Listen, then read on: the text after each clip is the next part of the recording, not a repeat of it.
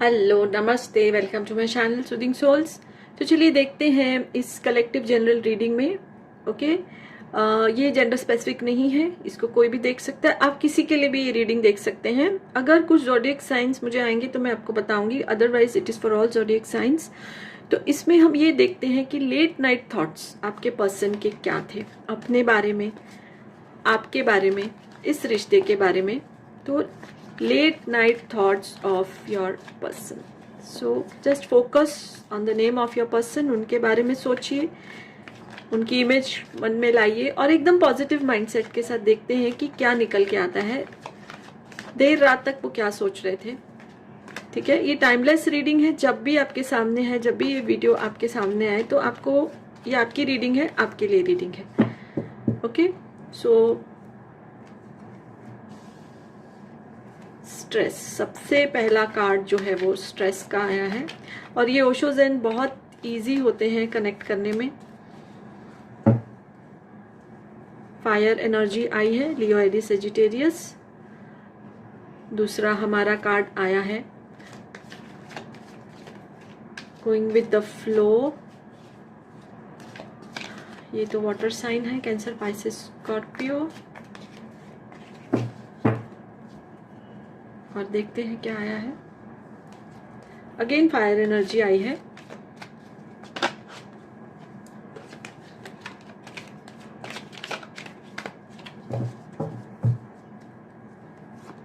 Another card is postponement. Gemini, Libra, Aquarius. Gemini, Libra, Aquarius की energy आई है। तो तीन एलिमेंट तो आ गए हैं, वाटर भी आ गया है, फायर भी आ गया है, एयर भी आ गया है। अब देखते हैं क्लाउड्स का एलिमेंट आता है कि नहीं। सो यहाँ पर रखते हैं अलोननेस। ये मेजर अरकाना का कार्ड आया है, अलोननेस का।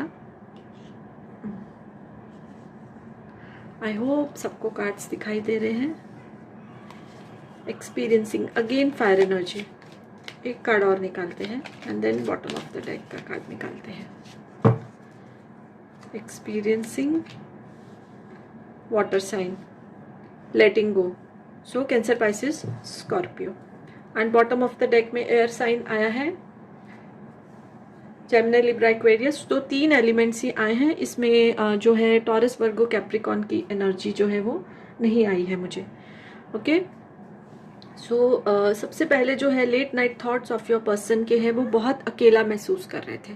ओके, स्ट्रेस में भी थे। एंड जो मुझे बहुत एनर्जी निकल कर आ रही है कि उनकी शायद उनको सर दर्द था या कुछ वायरल फीवर या बॉडी पेन, कुछ बॉडी एक, सर दर्द, ऐसी ही एनर्जी में थे वो। ओके, और अपने, ये तो उनका फिजिकल डिस्कम्फर्ट हो गया ना, फिजिकली डिस्कम्फर्ट फील कर रहे थे और उसके साथ साथ माइंड में भी उनके डिस्कम्फर्ट चल रहा था। माइंड में फाइटिंग चल रही थी, यानी कि बहुत सारे विचार आ रहे थे, जा रहे थे और वो कुछ भी फैसला नहीं कर पा रहे थे। एंड जो मोस्ट इम्पॉर्टेंट चीज जो मुझे निकल कर आ रही है, उनको सबसे ज्यादा अपने फाइनेंस को लेके वो स्ट्रेस में है।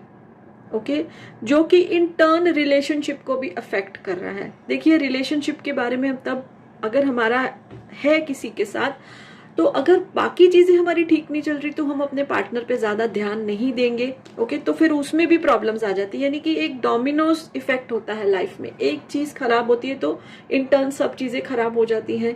अगर सपोज हमारी हेल्थ ठीक नहीं है तो हमारा काम करने को मन नहीं करेगा, तो हमारे फाइनेंसिस को फर्क पड़ेगा, हम छुट्टी लेंगे या कुछ लेंगे, फिर हम इमोशनली भी डाउन हो जाएंगे, आसपास के लोगों से हम बहस करेंगे। सो ये सबने एक्सपीरियंस किया होगा अपनी लाइफ में। So everything is so connected. तो अभी आपके जो लेट नाइट थॉट्स हैं आपके पर्सन के, बिल्कुल अकेला महसूस करें, स्ट्रेस में फील करें, बिकॉज उनकी तबीयत ठीक नहीं है और उनको कुछ फाइनेंशियल प्रॉब्लम भी चल रहा है। या तो उनको जो है, जो उनकी पोजीशन से नीचे की पोजीशन दे दी गई है, या तो किसी के केस में उनको बिजनेस में लॉस हुआ है, या तो जॉब ही चला गया है, या कुछ बहुत अच्छा मिलने वाला था और वो मिलते मिलते उनके हाथ से चला गया है।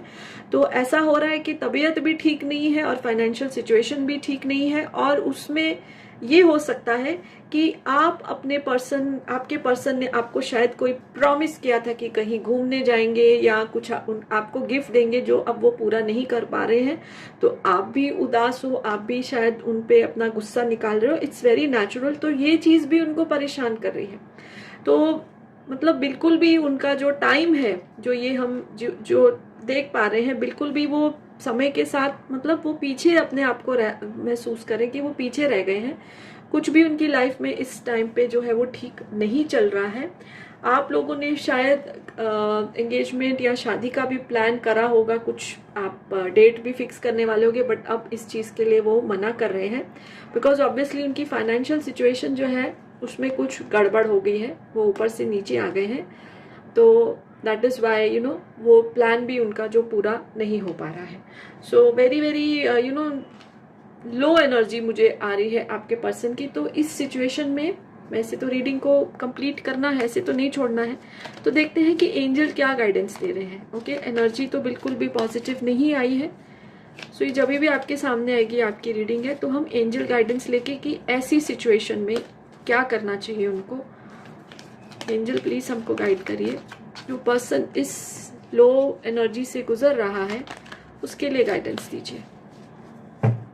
सो angels are 24/7 around us. See get more information. और एक और होती है हेल्पफुल पीपल। तो एंजल ये गाइडेंस दे रहे हैं आपके पर्सन के लिए कि अगर आपको फाइनेंस में कुछ प्रॉब्लम आ रही है तो आप उसकी तह तक जाइए, उसकी जड़ तक जाइए। बिकॉज ये मुझे एनर्जी आ रही है कि उनको जो फाइनेंशियल प्रॉब्लम हुआ है इसलिए नहीं कि वो इनकम्पिटेंट है, यानी वो काबिल नहीं है। किसी ने कुछ मतलब किसी की वजह से जो है उनको फाइनेंशियल नुकसान हो रहा है।